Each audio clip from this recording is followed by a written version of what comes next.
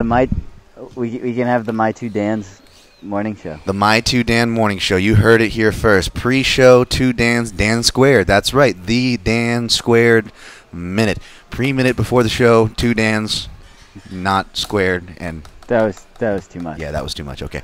Welcome to the show, everybody. We're going to work it out for you guys. Point is, we're here, and we got a fun show today. We got Stipe Miocic on the phone. That's right. We're going to get him to weigh in on all sorts of topics, so make sure you weigh in on our Facebook stream. You can hit me up on Twitter at the MM Analyst. And you can feed it to the guys that way. We love that. We love that participation. And in studio, we're going to have another heavyweight. But from the boxing, yeah, that's right, Gerry Cooney. Y'all might know him from that brutal first-round knockout of Ken Norton back in 1981. If not, well, he's got his own, I believe, Sirius radio show. He does. What's it called, Danny? It is called, well, he's got Friday Night at the Fights, but then they also have At the Fights. All right, yes, At the Fights, Gerry Cooney, and I'm excited to meet this guy. Was really nice. was a pleasant late addition to this morning show. So I think you guys are going to enjoy those things. So we're going to have a lot of heavyweight face punching talk and other MMA talk. If you look at kind of Stipe and how his connection with two recent USADA test positive tests. So a lot of interesting stuff to cover. We got the weigh-ins later today for Mayweather McGregor. And we had some media interviews yesterday. We had Ray Borg on the show, but there was more fighters in town, so maybe we'll catch up on some current events from that. So lots to talk about today, man. This is just the beginning. We got my man GG rolling in, Blue here, holding it down. Yeah. Danny always holding it down. Danny was doing. We won't get into it, but Danny was doing extra reps to make today's show float. Blood red match. We appreciate it. 2 minutes. Yeah. Hi. Yeah. No, but he righted the ship like he does. He's the MVP as he is, and we are good to go this morning. Danny Okers. Yeah, Danny Okers. Yeah, wow, that's okay. right. Sans giggle? I didn't get any kind of giggle. What did Danny do? You don't want to know. Other than panic. You don't want. I did not panic. I got everything solved, but I was blood red mad. Was it from USA Today? And what they came in yesterday? Was it on our end or their We end? had our own stuff. Our end. Ghost can fill you in on that, but he actually had his own on his end as well. So Danny had to. Let's just say he took the reins. How'd that happen, Danny? What happened on your end? My workstation is down. Somebody messed it up while I was gone, I guess, yesterday. And so they had to move me, but they didn't make any connection changes. They didn't set anything else up, and the headphone box that I plugged my headset into is really messed up, and so I had to get the engineer on the phone because he didn't believe me. He said, "No, we fixed it," and I said, "I will put you on speakerphone, and I will put this through the speakers," and it's like I have buzzing in just one ear, and so I had to rewire it myself and change it from stereo to mono so that I could get no buzzing in either ear but be able to hear you guys out of both. Did you get my bad out of them? No. That's the worst. No, yeah, I left it the way it was. No, because if if that was the deal, then it would work. You should do that blue light test like Chris Hansen did on Dateline. Right? That solves everything. What's Go's doing? We're literally starting in 15 seconds.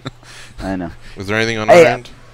By the way, I have what you needed. The thing you texted about this morning. Oh, cool. I have that. Dan, is this ready to go? Worse than it was. Yeah, let me get over on this side. Coming up at 5. Stand by. It's time to start the show. This is Captain speaking. We are making our descent into Las Vegas McCarran Airport. On behalf of our crew, we'd like to thank you for flying MMA Junkie Airlines. Now please fasten your seatbelts and put your tray tables in your upright position because the descent is going to be a little bit bumpy. Alright, Junkie Nation, it's time to roll, baby, on MMA Junkie Radio with Gorgeous George and Go. This is what we doing while we do it, baby. All night long, we rollin'! Yeah! The MMA Junkie Radio revolution is upon us. Can you dig it? There's no escape. No escape. Through the vast frontier of cyberspace and through a sea of stars in outer space. One small step for man, One giant leap for mankind. We've solidified our combat communications stranglehold. We are controlling transmission. With the use of MMA Junkie Radio and SiriusXM satellite radio technology. MMA Junkie Radio. Commence transmission.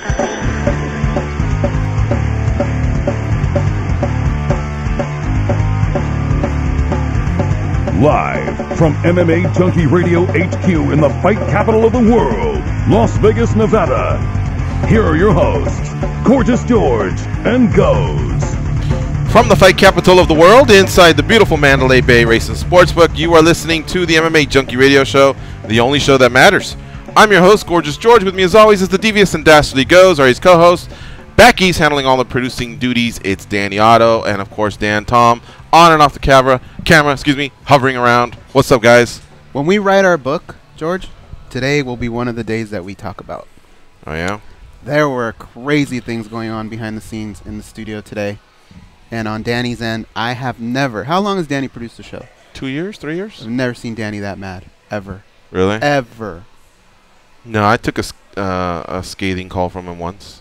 No, it couldn't have been as bad as this. Oh, okay. What happened? It was so bad that me and Dan Tom just stayed quiet. Almost like when Dad's screaming or something. Uh-huh. Somebody messed... Well, I'll let him tell his side. On this side, somebody had fun with our board. Whee! Just move buttons. Did you call him? Ken? I figured it out.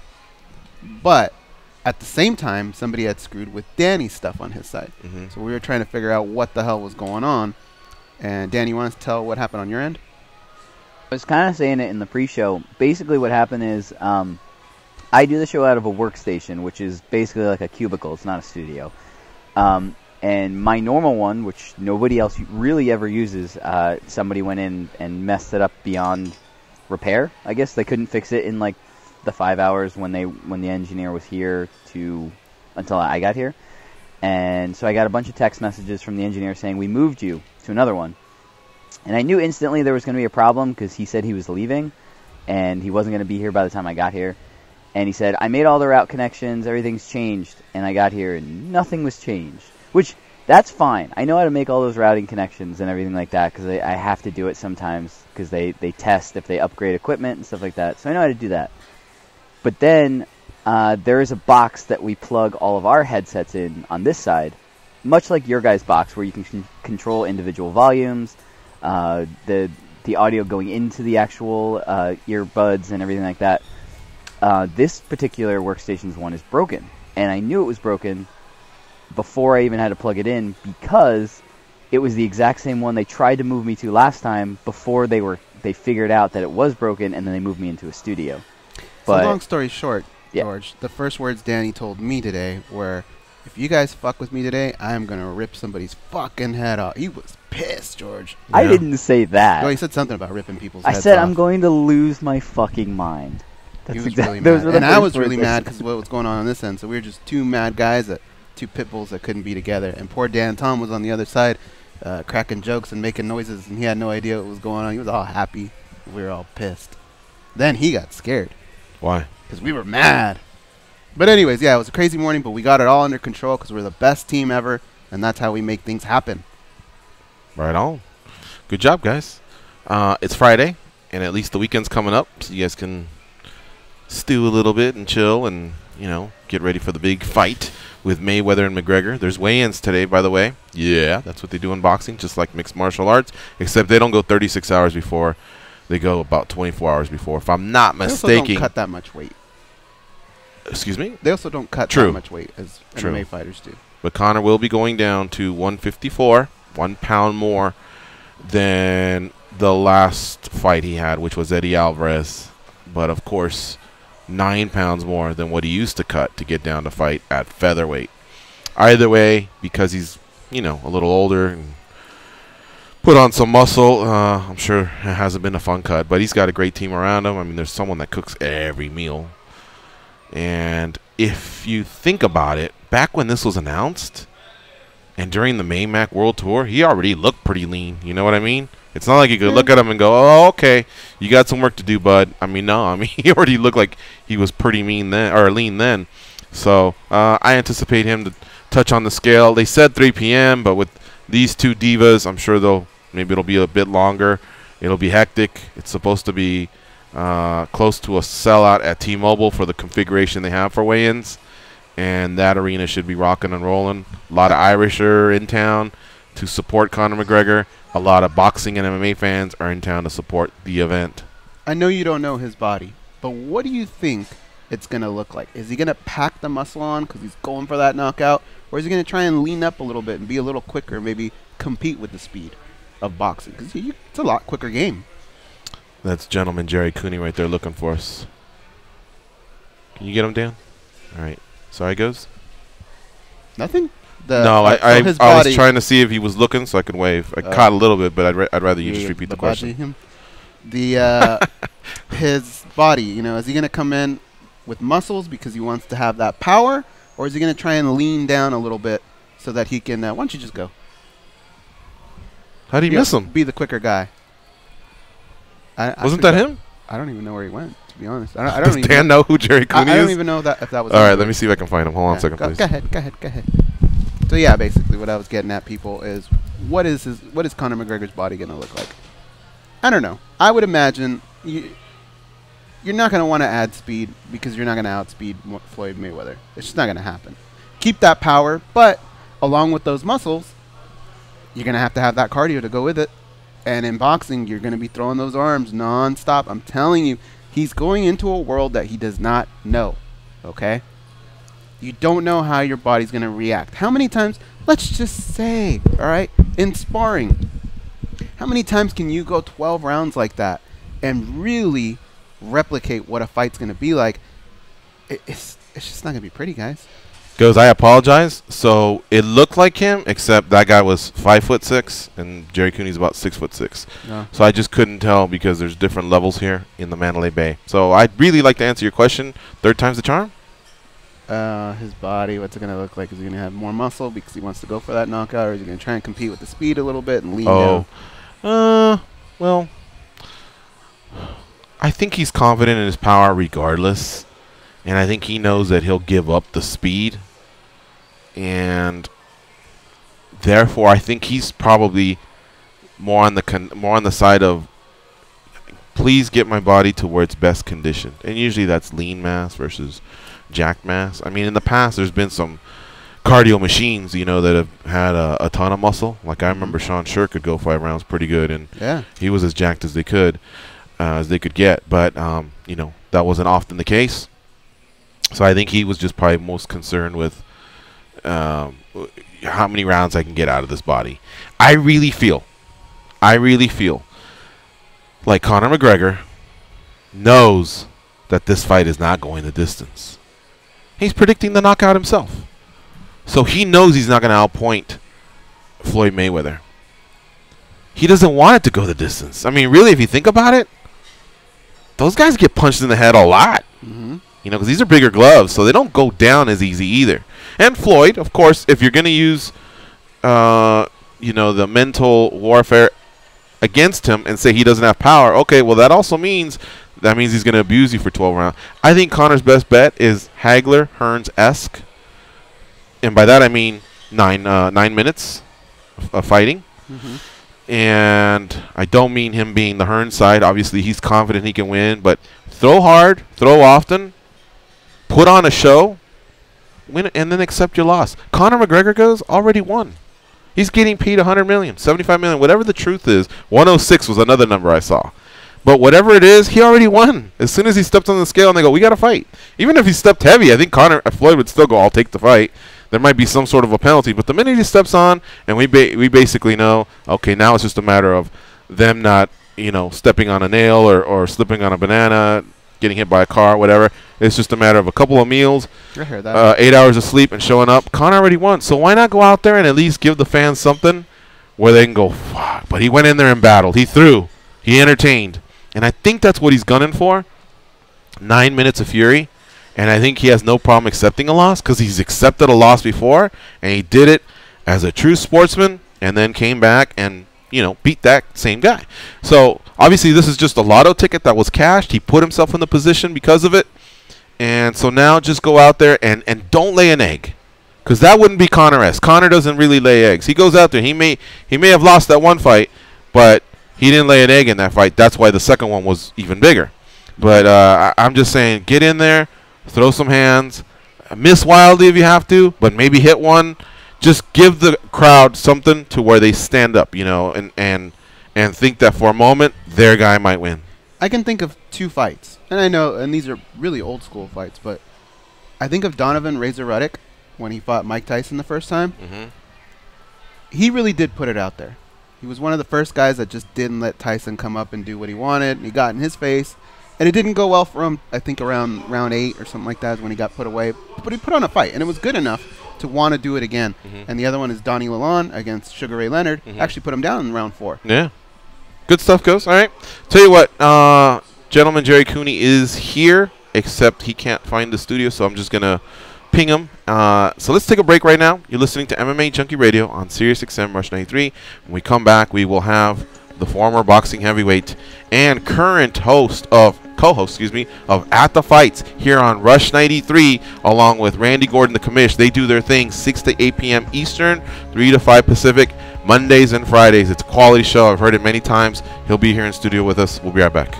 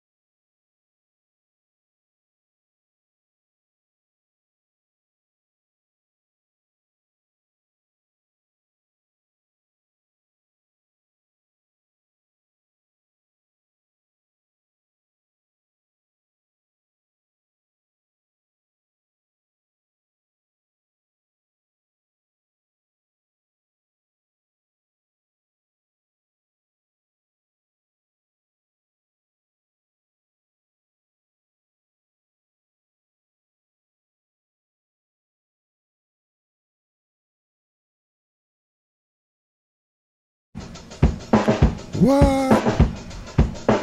Charm, compassion, common sense. These guys have none of that. You listen to them, so you're no better. Awesome, though. They are Gorgeous George and Goes. All right, we're back. We have gentleman Gerry Cooney here in studio with us, former heavyweight contender and also the current co-host of At the Fights with the commish, Randy Gordon. Remember, Mondays, 6 to 8 Eastern, 3 to 5 Pacific. It's called At the Fights, Mondays and Fridays, excuse me. You can hear gentleman Gerry Cooney along with Randy the commish Gordon talk boxing, man. It's a great thing. It's a great show. I love hearing it. It's a great thing. I didn't like that lead-in about you two guys. What was that? What was up with that? We're up to no good over here, man. What? We're up to no good. Oh, I like it. I like it. Check your pockets. He might have your wallet. Listen, we got a great show. I'm so glad to be with you guys today. We're talking the fight game. What's that, a Hulk Hogan shirt? What's underneath? No, that's title. Oh, title boxing. That's cool. Title boxing. That sticks out. That's all good. Yeah, yeah. And the fight game is great. All the divisions. We're talking about light heavyweight, Kovalev. That division is so deep with talent. Yeah. The cruiserweight's got a tournament going on. All the weight classes in boxing is great. You know, boxing was fun. The show in London was amazing, man. You mean Kovalev? Joshua and Klitschko. Wow. Oh my God, boxing's had a great year. Yeah, I think Manuel Stewart woke Klitschko up that night because Klitschko fought that night like Manuel Stewart always wanted him to, but he always fought scared. Yeah. That night he fought, and obviously, you know, listen, they were going to do. I thought they were going to do another fight here in October, but he quit. And he retired. Do you know why? Like, yeah, why he actually put it out that he might do it, and then all of a sudden? Well, probably because he made about $300 or $400 million, and he really didn't need it. And his wife probably said, "Listen, we got kids." Well, in his career. Oh, I see. Okay. And his wife probably said, "We got kids, and he loves his family, and he's got other things to do." That was a great fight. That was such an awesome. But you know what? Wembley Stadium always delivers. You know what usually happens in the second one? The champion usually takes him out easier. So Klitschko really realized that, you know, Joshua had his number. You know, listen, Joshua taxed himself.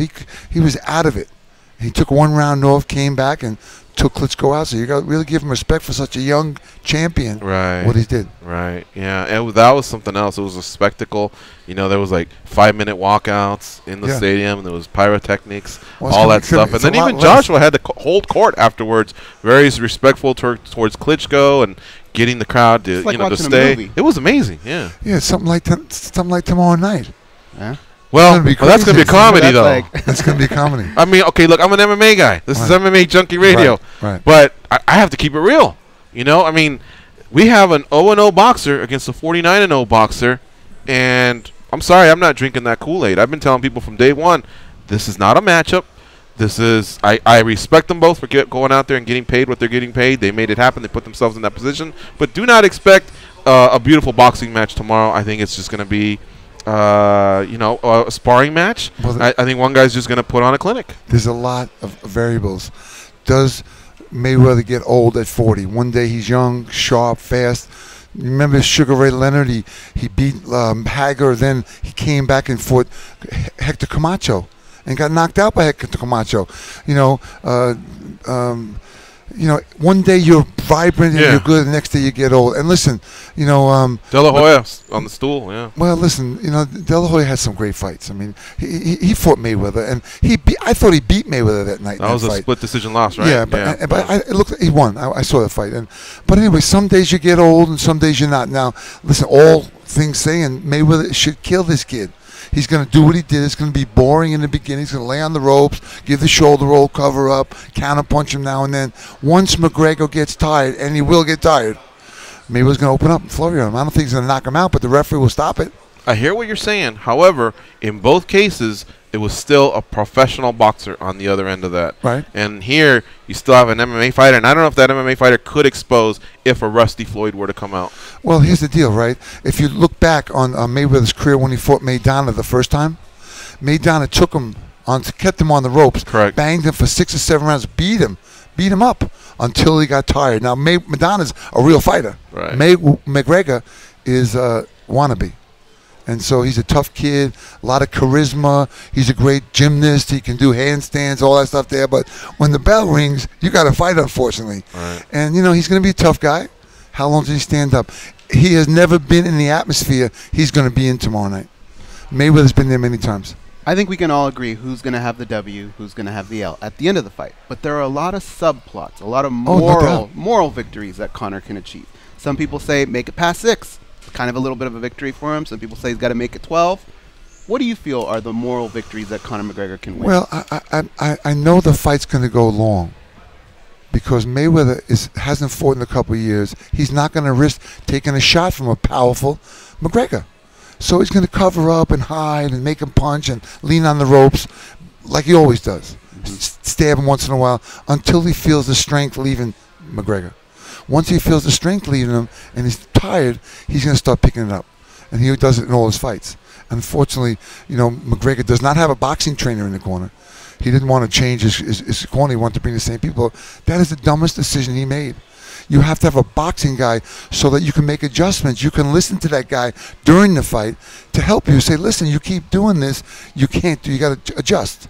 Mayweather's got great corner man, and this guy does not have it. Plus, you talk about the cut man. I heard the story this morning that they refused the cut man one. I was surprised this morning. $75,000 to do the fight because of the magnitude of the fight, and McGregor turned it down. They got small 8-ounce gloves on. Someone can't get cut. So you heard the Stitch Duran story, or you heard another story? Stitch Duran. Yeah.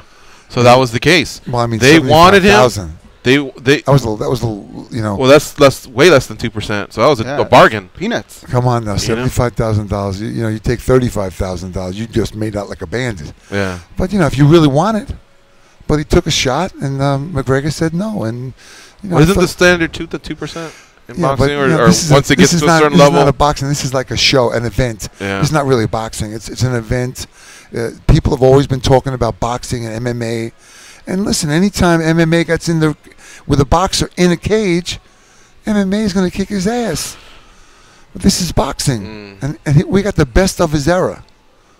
It's going to be trouble. Well, I wanted to ask you, is it as simple as, I want to go back to something you were saying when Floyd's going to basically wait to feel his power leave him. Right. Is it as simple as he just starts hitting you and there's not as much smack on it, or can you hear the breathing when you guys are locked up? Like, what are the tells when one boxer is telling you, I'm running out of steam, basically? Well, there's so many things. First of all, Mayweather's going to feel him out the first couple of rounds, right, and make adjustments to understand where the punches are coming from most of the time.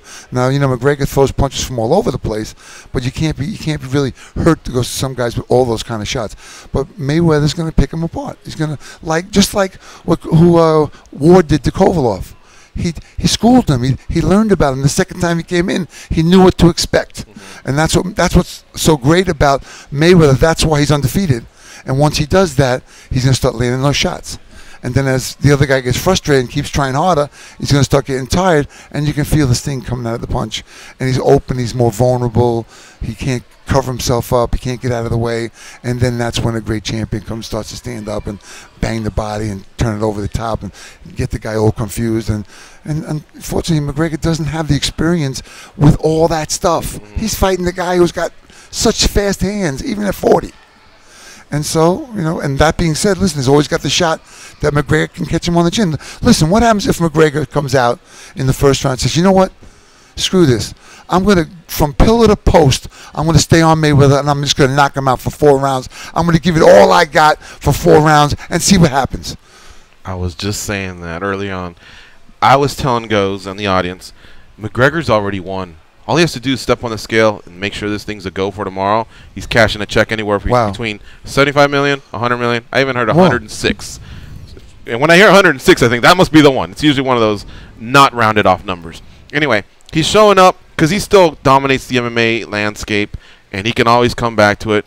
We'll tackle that in a second. But basically, McGregor, I feel, has already won. Now just go out there and don't get steamrolled. And the way to do that, I feel, is exactly what you said. Go out there and just give them 9 to 12 minutes. Think Hagler Hearns. Put on a show. Even if you do go out on your shield, they're going to remember the effort you made.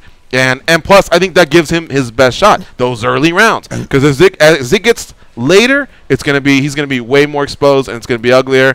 And in this world of social media, you're going to get those memes and all that Photoshop stuff. Yeah, but listen. Okay, so that's great analogy, and it's a great thought, and that'd be great if he does that. What happens after 4 rounds if Mayweather's still standing? You're cover up, wait for the ref to come in. And you cover up. The Association of Ringside Physicians they are on the button, all right? And the referee's going to have some pressure. They know that it's a novice versus a pro versus a legend, and so they're going to want to protect that kid. Yeah, you know what I mean? But a guy of his caliber, his desire, his confident ego, he's going to be in there, and he's going to be shot. Yeah. And he's going to break him down. Just like, remember I told you Kovalev fought Ward the second time? He turned his back on Ward in that round. He quit. And that's what happens when you get broken down. And you hate to see that in guys. Kovalev will never be the same again because of Andre Ward. And that's the case with a lot of guys Andre Ward fights. And he's not, that's great. He just makes you miss and feels you awkward and makes you get tired and keeps stabbing you. And that's the greatest thing about boxing, and that's what we hope is going to happen tonight. Because if somehow McGregor wins, it's a big blow to boxing. And does Mayweather get old tonight? He can. He can get old. He can take a shot on the chin. Listen, you're right. McGregor is a good puncher. If he you remember Shane Mosley caught him. Mm-hmm. Yeah. Almost dropped him. And what happened when Shane Mosley hit him, he was like shocked, and he stopped. That's when you're supposed to get it on. McGregor will not stop. Mm-hmm. He hurts Floyd Mayweather. He's going to open up. A lot of people say, and I love your breakdown because I feel it's going to go exactly the way you're saying. A lot of people, you want to take it? No. I'm with you guys. A lot of people say that we're going to be watching two fights. Okay, the first fight is Mayweather kind of feeling him out, doing what he wants. But the second fight is when he figures everything out and turns it on. But where do you feel like those fights will take place? What rounds will be that early part? What rounds will be when Mayweather turns it on? Well, listen, through history, we've seen one thing about Mayweather. Self-preservation is the most important thing to him. And he wants to figure you out.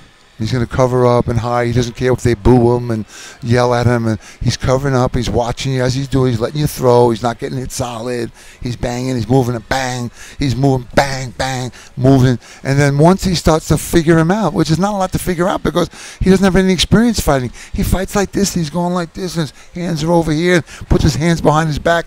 I mean, listen. It's not going to be all that hard. He's very awkward. Mm-hmm. McGregor is very awkward. So it'll take a little while to catch up with him. But he will catch up to him in time. And usually it's after 6 or 7 rounds. He coasts around, pops you here and there, waits, lets you swing, makes you frustrated, makes you angry. And then when he feels that guy sitting down a little bit, sitting back a little longer, then he starts to come alive. How many rounds do you think Conor can win? I think he can win 3 or 4 rounds in the beginning. Really? I think he probably will because Mayweather's going to be safe. Mayweather's playing safe. I was thinking based on volume, he may win the first couple. Yeah, he's going to listen. He's why would he win rounds though? He wants to knock him out. He doesn't want a decision. Listen, he's a very strong guy, McGregor. Yeah. Mayweather knows that. Uh-huh. He knows that this guy's crazy. He's got a crazy attitude. He's going to. But Conor also knows how Floyd fights, so. But play into that? Conor knows how Floyd fights. No. He's watched a lot of Floyd. It's a whole different story when you're in there. Well, he knows that Floyd takes off the first couple rounds. Right. Well, but you get lured into it. Mm-hmm. You think you see openings. You think you do this, and we set stages. We set openings. We let the guy in. We let him see how he reacts. It's all part of the game. It's like a chess match. And once the moment they signed the fight, the chess match started. Yeah. And they both worked pretty good at it. But I think he's going to win the first 3 or 4 rounds. Wow. But that doesn't matter because once Mayweather figures him out and he gets into his fight plan, he's going to fight. You're right, it doesn't matter, but our audience is taking notes because if gentleman Gerry Cooney saying it, that's a lucrative play. McGregor first round. There's so many prop bets out there. Well, yeah. That's why I'm bringing it up. Here in Vegas, that's what we talk. And that's normal, and that's through the history of Mayweather's career. That's what he does. Yeah, he's a great fighter.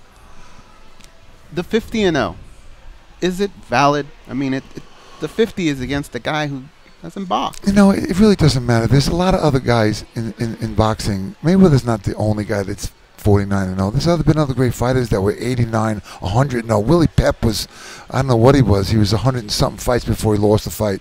I mean, that doesn't mean a hill of beans. I don't think it should be in his career. I don't think it should be 50. I think this is like an event. This is not a boxing match. This is 2 different skills coming together in a boxing match where the other guy can't use his skills.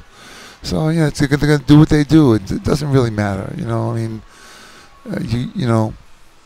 To me, it doesn't matter. And I feel very proud in what McGregor and Mayweather have been able to do, even though it's been very distasteful. Look at the magic they created.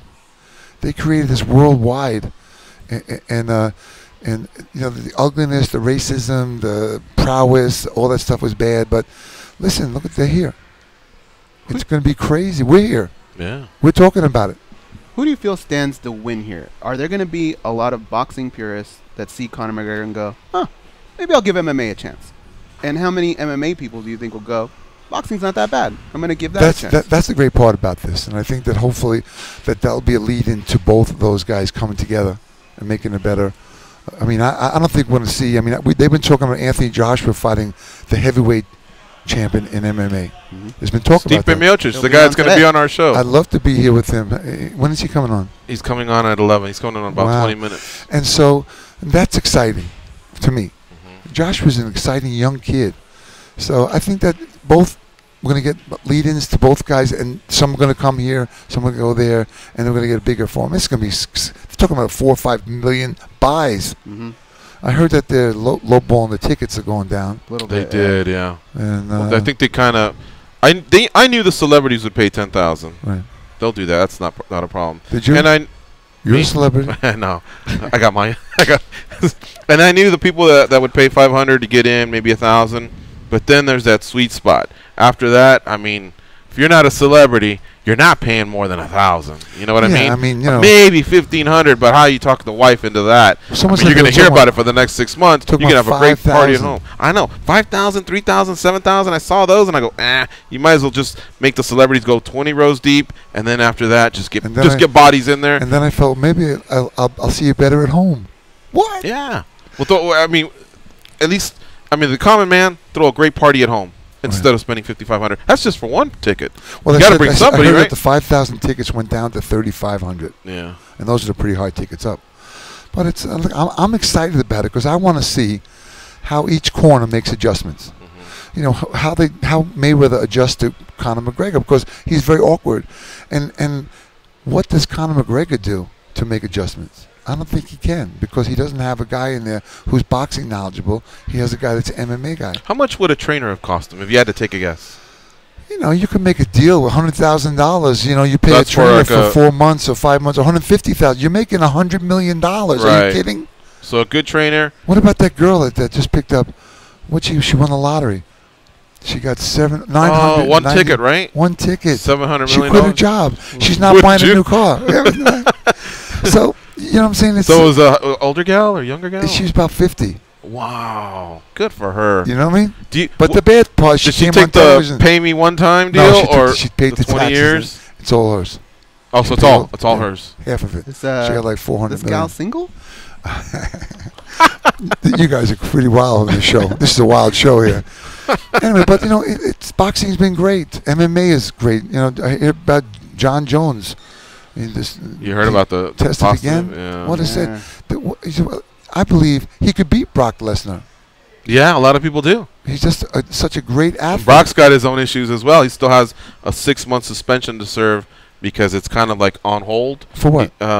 So the UFC has their enhanced testing done by USADA, and he had a 1-year suspension because he got flagged as well. They should be able to fight. They're both tested bad. Let them fight. Well, they'd have to leave the UFC, and they're both under that UFC contract. That's why Conor couldn't do this separately, and the UFC's getting a piece of the pie because they're under that UFC contract. Why couldn't Conor quit the UFC and just become a boxer? He couldn't because they hold all his rights to any combat sports. Oh, okay. Yeah. So they basically said, hey, can I do this one-time thing here? And they said, sure, but we got to get a piece of that. And let's talk about this, right? $50 million is the rumor for the UFC. $50 million? Yeah, for letting him do that. Wow. Yeah. Now, listen, we got a great undercard. Some great fights on the undercard, which are exciting to see. I like that Badu Jack guy. Badu Jack is fighting a tough kid from It's too bad Porter fell out. I hear he had a death in the family. Is that what it was? Yeah, that's an exciting guy. I love that guy. He's a great athlete. He brings himself. I've been trying to tell him that when he punches so long, he misses the guy. Shorten the punches up. Instead of 20 inches, send him 10 inches. Keep your balance. And he listened to me, so hopefully we'll see that sometime in the fight. And also, listen, the next couple of weeks we got Triple G. Can you believe that? Canelo They Alvarez. finally did it. A real fight. Yeah. And who are you picking in that one? Triple G. Yeah. I think he's too big. I think he's too big. Yeah. I think the speed will give Canelo a little. And I like the way he works I don't know his about jab. speed. I like his jab. I was at the fight when he fought Danny Jacobs, and I saw it that night. And I saw Danny Jacobs winning that fight. The next morning, I went to New Jersey. A friend of mine's not feeling well. I went to watch the fights with him, and you could see the jab all night long that Triple G was using. Yeah. And how is Canelo Alvarez going to get inside that jab? And when he does, look what he's got to face. A real middleweight. Yeah. So I hope it's going to be a great fight for boxing. Are you coming back out for that one? Yeah. Yeah? Yeah, I'll be back out here again. Maybe we'll come on again. Okay. Great. A little trepidatious there. You don't like Vegas? No, you know what? I love Vegas. I travel a lot. I'm away from my family. I love my family a lot. And, we only got one family, and time's going fast. I remember I was 18 years old, and I just turned pro, and the old guy, Jim, said, listen, watch out for the women. Don't stay a lot. And he flicked his finger. He said, it's going to go just like that. And I said, are you kidding me? Oh, you mean the lifestyle? Getting involved in that. I'm 18 years old. That was 43 years ago. Oh, wow. Wow. He was right. All right. Let me ask you this question. Let's take a quick break right now. Let's do that. Yeah, let's get that out of the way. You're listening to MMA Junkie Radio on SiriusXM Rush 93. This is Gentleman Gerry Cooney here sitting next to us. And remember, he's got a show as well. He's got a regular show called At the Fights with Randy Gordon, the commish, Mondays and Fridays, 6 to 8 Eastern, 3 to 5 Pacific. And tomorrow, there's a Mayweather-McGregor pre-show that's happening here at the Mandalay Bay inside the MMA Junkie Radio studio. Gerry, who's joining you for that one? I know that one's 3 to 5 Pacific, 6 to 8 Eastern.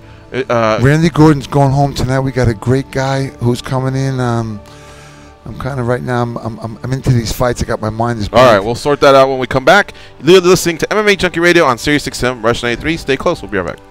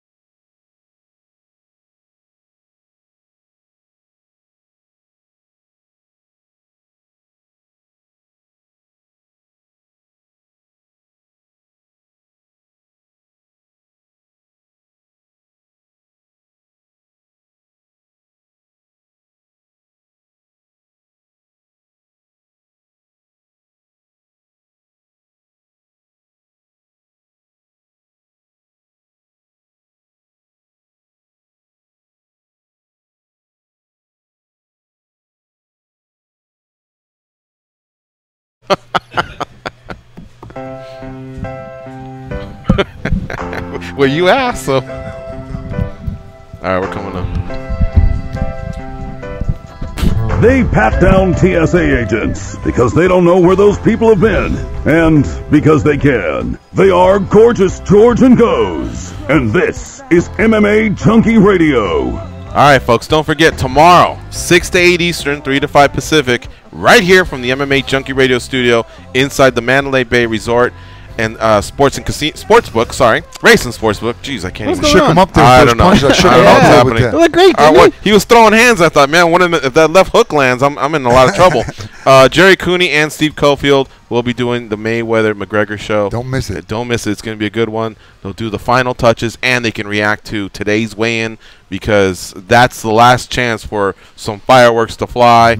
A lot of people are always on the fence. Should I get it? Should I not? But I'm telling you, if these guys get in each other's face, you never know, man. That's usually what pushes people over the edge. There's a stat out there that says a lot of pay-per-views are bought in the last 24 hours. And you know what? Here's the deal, right? At this point, they are so fed up with all the questions and the statements. They just want to get in that ring and fight. You don't care less. And you're getting edgy. You're getting really edgy because you're right here. Right. You got to put yourself on the line tomorrow night. So you may see some action today. I hope so. Yeah. I've never had a problem with it. I never want to see a punch thrown, but I'm okay with a shove. Yeah. Whatever. All right, Gerry, the one thing we like to ask our in-studio guests is, can you share a good street fight story with us? A good street fight story. I'll tell you what used to happen to me. And you're from New York, so don't let us down. It was crazy, bro. But I was in a bar, and a guy was causing trouble, talking to me, and coming closer to me and getting closer to me. So finally, right when it's just about to happen, I looked him in the eye and said, listen, what do you really want to do? You want to fight? And he said, no. I never had a street fight, really. I was a tough kid growing up. I became a fighter, come from a rough upbringing, so boxing was a way for me to express my anger. Yeah. And what were you guys arguing about, though? Just dumb stuff. Okay. Guy stuff, girl stuff, whatever it was. He gets in your face. You ask him if he really wants to fight, and he said no? Most of the time, they don't want to fight. And that's been my experience because they just talk. They want to talk. You know what I mean? Usually the small guy is the guy that's doing it. So, yeah, I never really had no... He just backed down at that point? When I was in 7th grade, I had a fight with some guy that was 6'2", and I knocked his tooth out of his mouth. Damn. One shot when I was in 7th or 8th grade, and it scared me. I thought my father's going to kill me now. And so I knew at that time I could punch, so I wrestled as well. Okay. I should have been in MMA. Yeah, you should have. And I used to take the guy down to the ground. What'd your dad say when you told him what happened about the guy with the tooth? You know, I didn't tell my father about it. Okay. And the school didn't tell my father what happened to the tooth, so I didn't get no trouble. But the streets knew, right? Streets knew. So everybody knew? Okay. That's like, you got a bully. You got to straighten that bully out. Once you do, nobody bullies you ever again. The guy in the bar. That was your experience, right? Yeah. The guy in the bar, did he just back down? Back down. Did he know who you were at the time? Probably. What was the magic punch, though? What was the one that got him the tooth to fly out? Was it a left hook? Oh, left hand. Yeah. I was a lefty in the beginning. It was a crazy.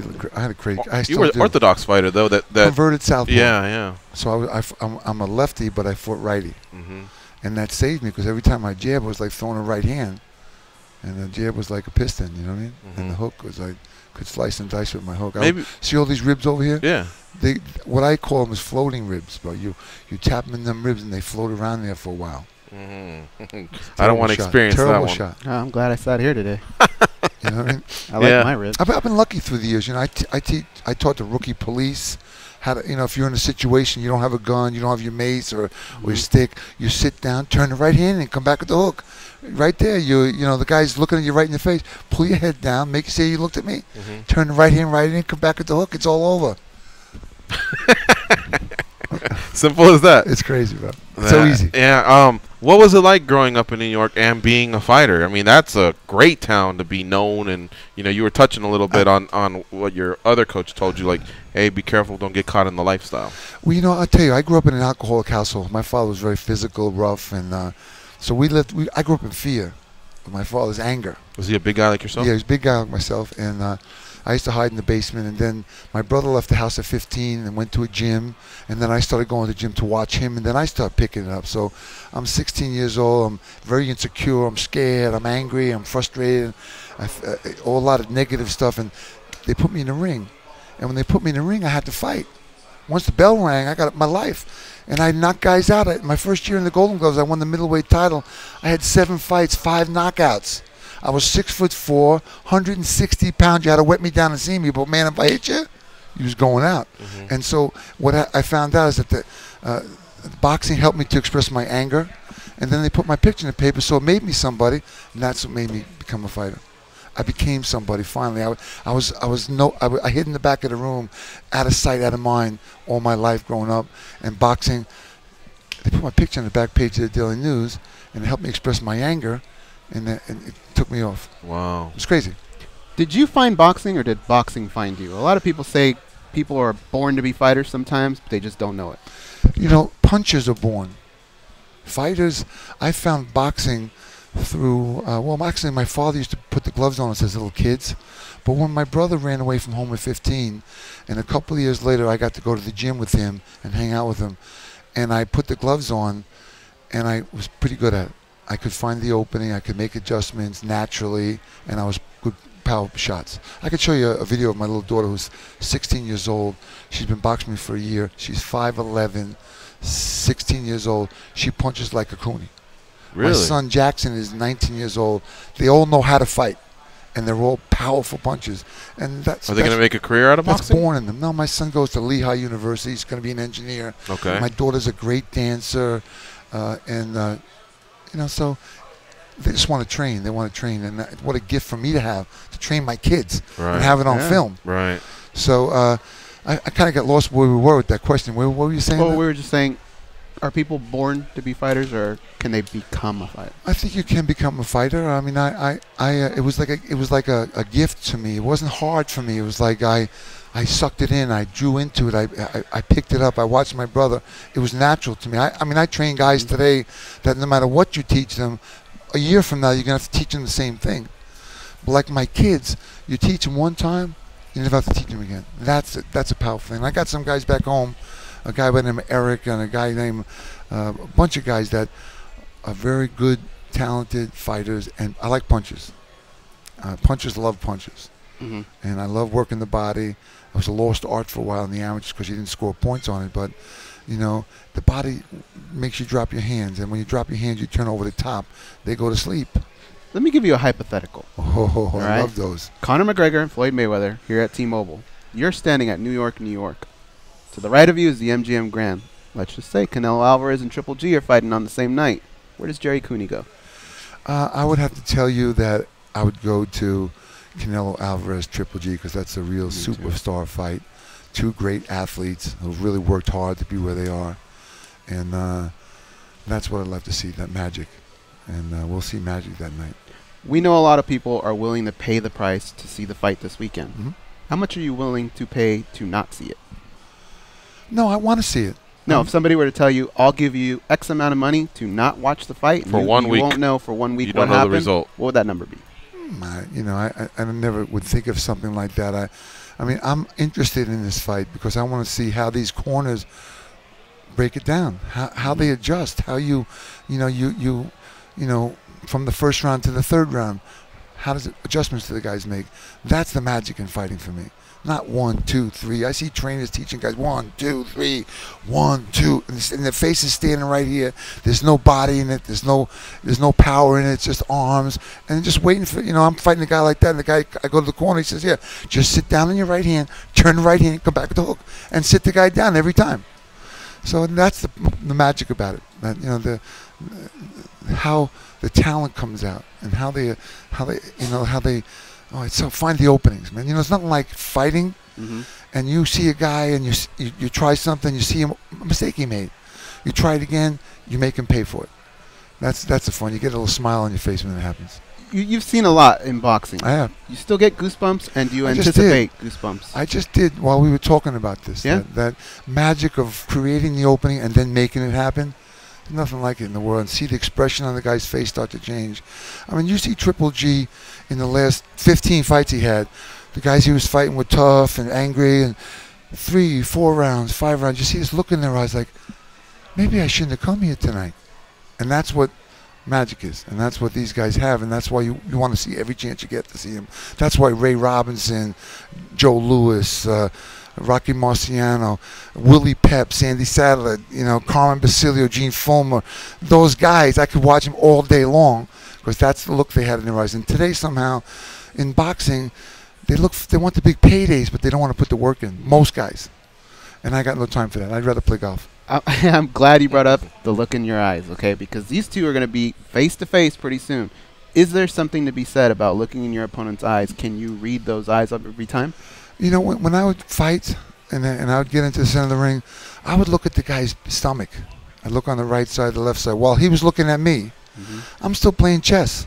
I want him to know I'm coming downstairs. I'm coming to work. I'm looking for your body. I'm looking at that shot so that I can get a shot over the top. So that's the game. It's not at that point when you're in the center of the ring. Let's just ring the bell and fight. Stop singing. Stop introducing people. Let's fight. And that's what's the great part about it. Because once the fight starts, everything is gone. You just have 2 or 3 fight plans, and you're making adjustments, and you see what happens when you throw your right hand. You sit down with the right hand. What does he do? And you make adjustments for it. Is Floyd Mayweather in your top 10? You just named a lot of great boxers, and there's a few more out there. And even though he's 49-0, a lot of people say, well, but he's still not in my top 10 because he didn't really get after it, you know. Well, he didn't have the competition that a lot of guys like Ray Leonard, Tommy Hearns, Roberto Duran had. But, you know, the best promoter, fighter of his era, yes. I mean, look what he did. I mean, he got $100 million to fight Manny Pacquiao, who was wounded, who was you know. Well, that's what I'm getting at. He probably should have fought him 5 years earlier when everybody wanted it, though.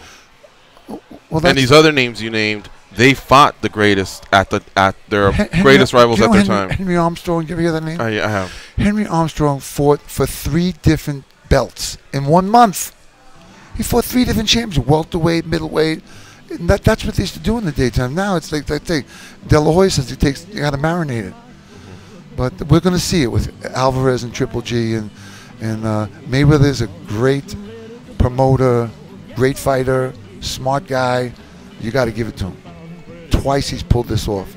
He's making $200-300 million tonight, or tomorrow. I mean Saturday night, and what he did with Pacquiao. I mean that's unheard of. Listen, I made $10 million fighting Holmes. I thought that was a lot. Now it's just jump change. Thank God I saved it. It was a lot. It was a lot. I never said that. I'm not a spender. All right, folks. This is Gerry Cooney, co-host of At the Fights, Monday and Friday, 6 to 8 Eastern, 3 to 5 Pacific. Also tomorrow he'll be joined by Steve Cofield for the Mayweather-McGregor preview. Again, 6 to 8 Eastern, 3 to 5 Pacific. We're going to take a quick break and a sports update. When we come back, we'll talk to UFC heavyweight Stipe Miocic. What? Stay close. We'll be right back.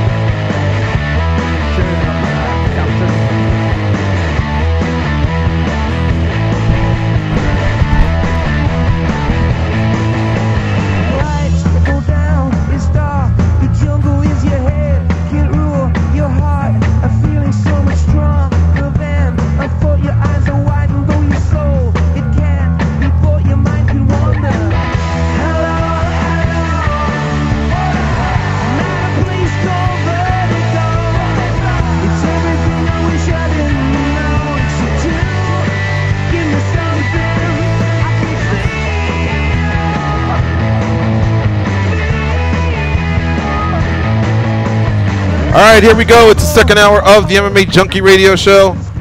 Tell you what, goes them shows, man, where we have someone like Gerry Cooney. I love them. It's like I live for those. You know what I mean? Yeah, those are super cool. Yeah. In 1982, he fought Larry Holmes for the heavyweight championship. He had just come off a win versus Ken Norton, and they call him Gentleman Gerry Cooney, but at the same time, they also called him the Great White Hope back then. And he used to love to dig to the body, and that was a big fight. And yeah, he did get paid $10 million, man. That was a big fight in the 80s. Mm-hmm. That was 1 year after the first Leonard Duran fight in Montreal, and that was before many of the fights that started to feature. I would say the heavyweights, I guess, started to lose a little bit more of being the focus, and welterweight, super welterweight, middleweight kind of became the go-to divisions at that time.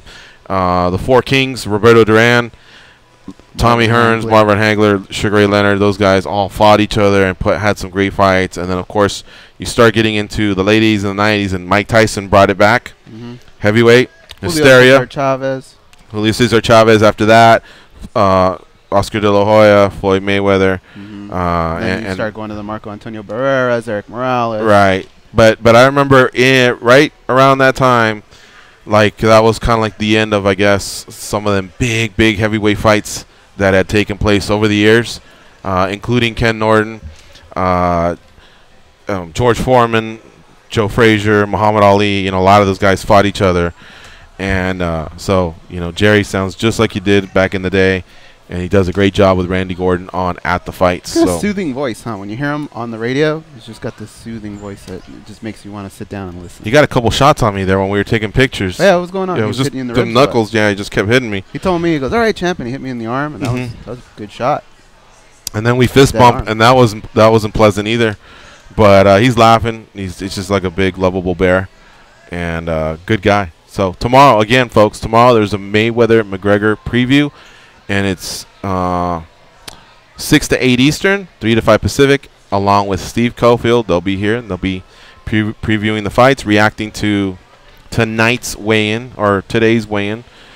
Tomorrow, again, will be actual fight night. So lots coming at you here on the SiriusXM Rush channel, channel 93. Keep it locked. Now, Stipe Miocic will join us in about 20 or so minutes. He's the UFC heavyweight. Lots to talk to him about. If you want to talk hybrid combat sports, he would love to fight Anthony Joshua. But at the same time, he's been killing it here in the UFC's heavyweight division. He's fought some really, really good fighters ever since he made his run to the title, won the title, and now defended the title. And he is one title defense away from, breaking the record for most title defenses, and pretty much, making a strong case for himself being the best UFC heavyweight ever. And then, of course, he started getting into the best heavyweight ever. Now, the problem is, when I say Stipe Miocic, there's not really this colorful nickname that comes with it, or he doesn't have that brash personality where, a lot of people, I guess, gravitate to him. He's just a Joe Lunchpail type of guy, a blue-collar guy.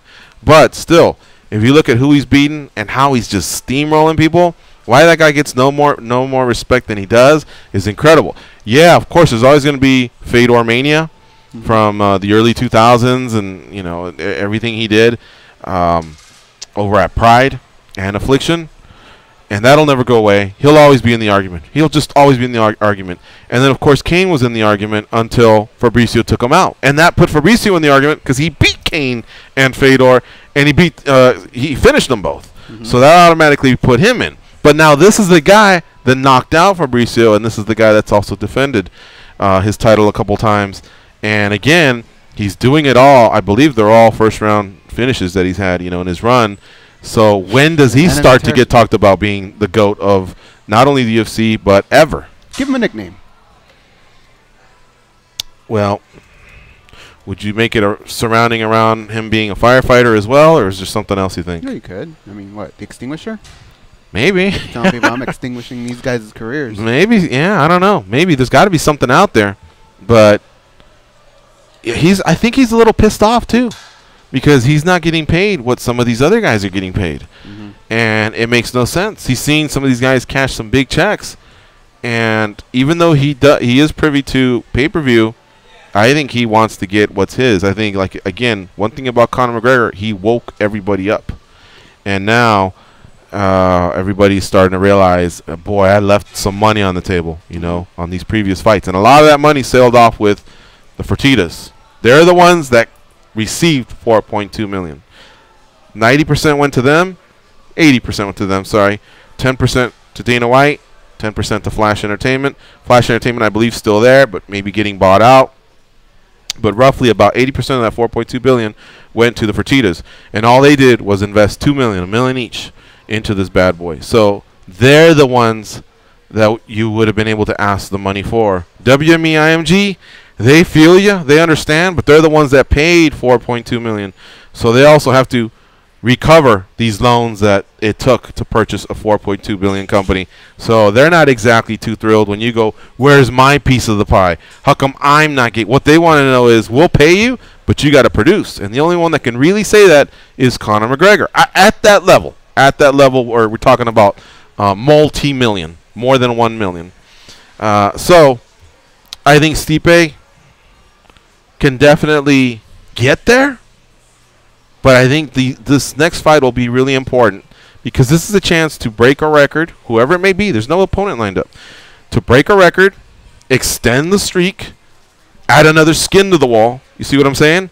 And then, but he wants to negotiate before then, and I guess that's where they're at now. But maybe he can gamble on himself one more time, and after that, maybe he could get paid pretty well. Kevin Lee just told us it went well for him. You know, a few others have signed some contracts that they seem to be pretty happy about, but I don't know. I think the heavyweight champion of any sort of a boxing or MMA organization usually is looking for an extra zero. I think it's a little frustrating when it comes to Stipe Miocic, because there are certain guys out there. I'll use like a Benson Henderson or even Cain Velasquez, right?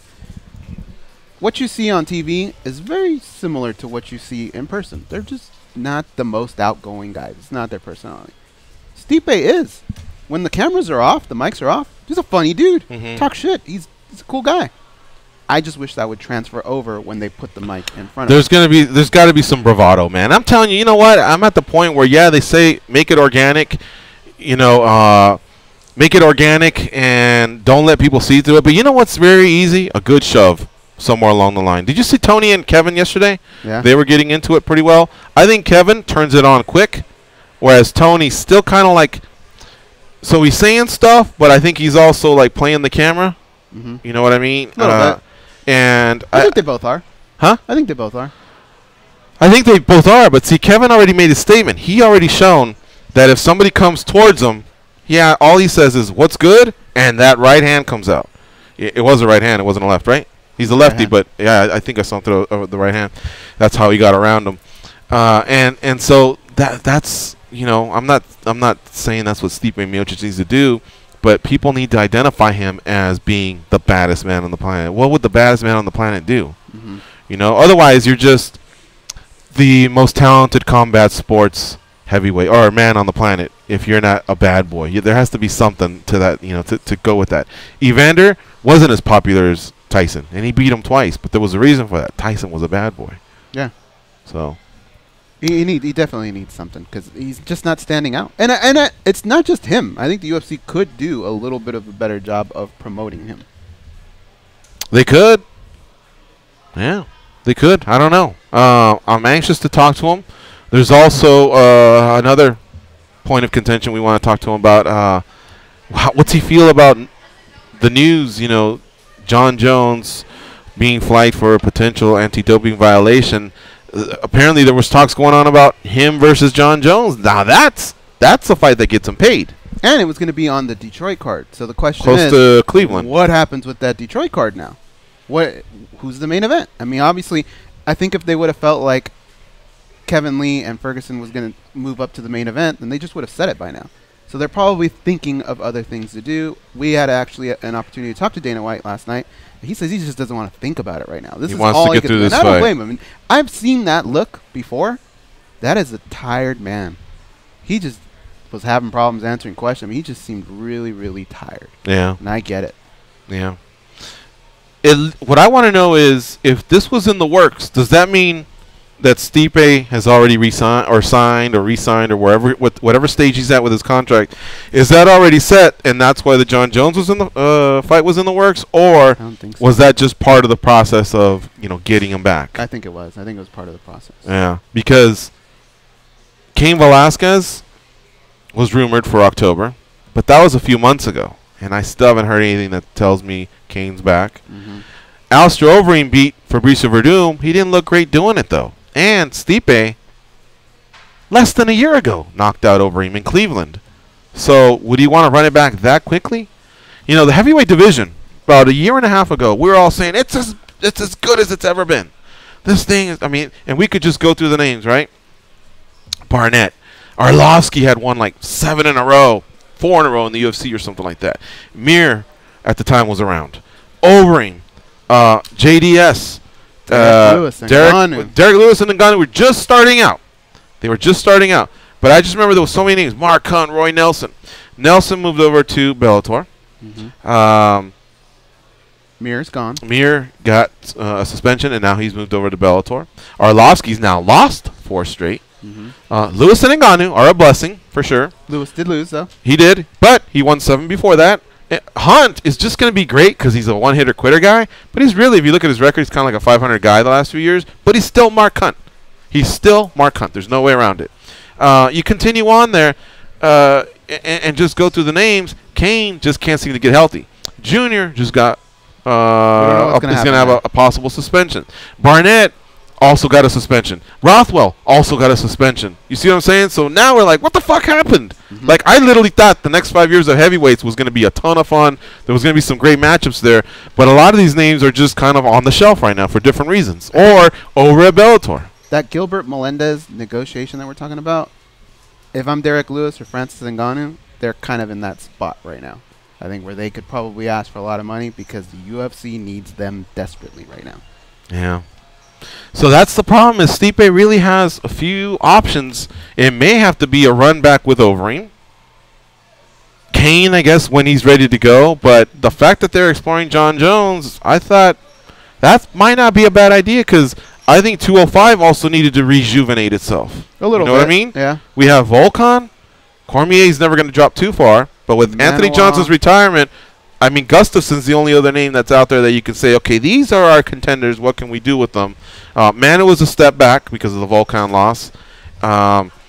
OSP, people had thought he might be something. And of course, he hasn't been. Sertnikov just took a loss. Al Capone, I forget that guy's name, but he's over at F&G in Russia.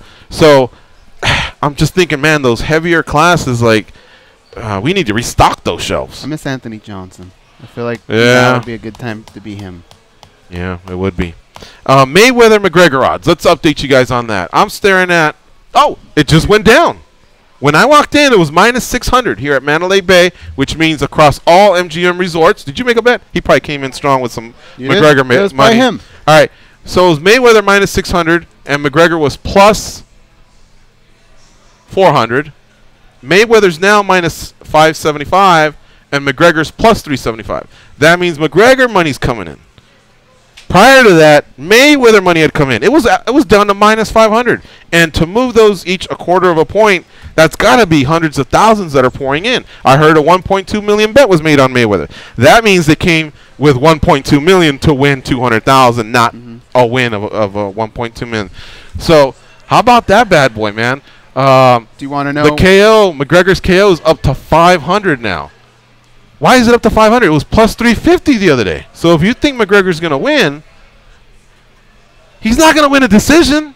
You might as well take the KO money at plus 500 rather than McGregor win for plus 375. Right, guys? Give me a head nod. Dan, so. Buffalo Blue, he's not going to decision him. If he decisions him, nothing's right in the world. We're spinning the other way. Yeah, it's stupid. It was a waste of time. Honestly. I mean, I think the world comes to an end. Yeah. From the morning? Oh, yes. Okay. So what does the casino need? Obviously, it's going to change. They're saying it changes hour by hour. But the one thing that's unique right now, they said, is it's very close to the same amount of money being bet on both sides. Okay. Connor's the underdog, so obviously if that hits, it's going to crush them, right? Worst case scenario, Conor McGregor winning the fight. But best case scenario, right now, Floyd Mayweather winning a decision. Really? Mm-hmm. Okay. Worst case scenario is Conor winning the fight. Oh, all the Mayweather knockouts. Yeah. So best case scenario is him just winning a decision. Yeah. And knowing that fool, it's possible, man. Because how many times has he told us he's going to go out there and put in work? And he does it, except it's over 12 rounds, over an inferior boxer. And he solved the riddle. Some of them it takes 6 rounds, 8 rounds, but you could just tell he could pour it on, but instead he'll cruise to a decision, and that's it, and he's laughing all the way to the bank. Against Conor McGregor, he cannot do that. You know, really, when Floyd Mayweather says, point to the easy work, they should be pointing at us. That's who we are. We're the easy work. We're the ones that are giving him the money. We know he's not getting my 100. I told you he's not getting my 100. He kind of is. He is? How's that? We're here, aren't we? Well, we'd be here anyway. We're going to be here tomorrow. Normally we're not going to be here tomorrow we're getting paid to watch it. How about that, Floyd? So we're taking his money? Yeah. I never thought of it that way. What's up? Yeah. We'll give you more information on some work Goes and I are going to be doing tomorrow. In fact, we probably should have that before the show's over. We'd like people to tune in tomorrow. There's an app out there called Sportscaster, and Goes and I will be broadcasting on it. And so we've been working out the details this week, and I want to make sure we have it all in line. But tomorrow, as of the co-main event, Goes and I will be broadcasting the fights. We'll be watching the fights, and again, we're still working out the details. If it's a play-by-play type of feel, or if it's just us reacting to it, almost like a Snoopcast. You know, is it more more in a comedic way or entertainment way? Because obviously no one can do it like Mauro Ranallo, who will be on the call, and I'm so happy for my friend Mauro Ranallo, who many years ago just was trudging along. We always felt like, wow, that's the best guy out there, and yet he wasn't with the UFC, and now look at him calling the biggest fights in boxing with the WWE, and still with the number 2 organization out there now with Bellator. My, how the tables changed for that guy. And honestly, he really, really is a great guy. I tried to get him on the show, but he usually answers emails like that. And this week, I just can't get him. He's not even answering, which I'll take that rather than a no. The biggest names in the history of combat sports, a lot of them have come out of that dude's mouth. It's going to be an epic call, for sure.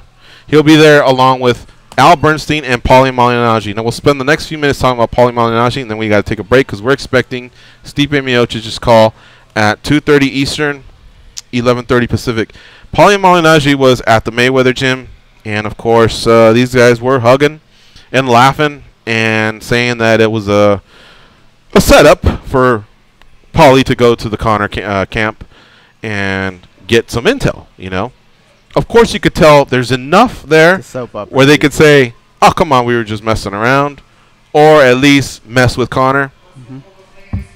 What I'm scared of is, could this cost Paulie his job? Like, that's a lot of this camp, that camp, controversy. You know what I mean? Like, I think he needs to be careful, don't you? He does, but I think he would have crossed that bridge beforehand.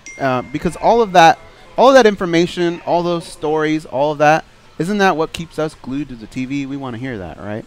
So if I'm Showtime, I'm thinking, yeah, maybe it's not the most ideal situation. Well, I'll give him that with Conor. The most ideal situation. I'll give him that with Conor. All right, when he actually said, "Hey, look, this is what happened."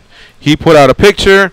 I said I did a bunch of interviews, and then he came out with some videos. But I'm still not going to divulge anything. I'm a man of my word. I'm working for Showtime. I gave him that pass. I felt like, all right, we have to trust you on that one. But now this whole other side thing. Is it hurt feelings? Is there some truth to it?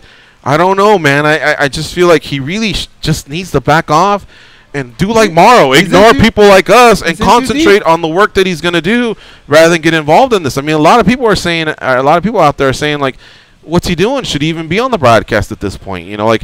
It just seems like disingenuous. He's in too deep at this point. I would probably do the same thing he's doing. He's just in too deep. We all could have said that weeks ago. Is he crossing the line? But he's still around. So at this point, I would do the same thing. It makes me want to know what he's saying. I'm going to pay attention. Well, hopefully Showtime's on board. I'd hate for him to get for this to cost his job because I think he's one of the best out there. Get paid by Conor. I think he's one of the best out there, and him with Al Bernstein and Mauro Ranallo are a great team. Jim Gray, of course, doing the post-fight interviews as well. I love that Showtime team, and I hope it stays intact. But I saw that video, and I thought, It's a soap opera. It's a soap opera, and this is just a storyline in that soap opera. That's all it is. All right.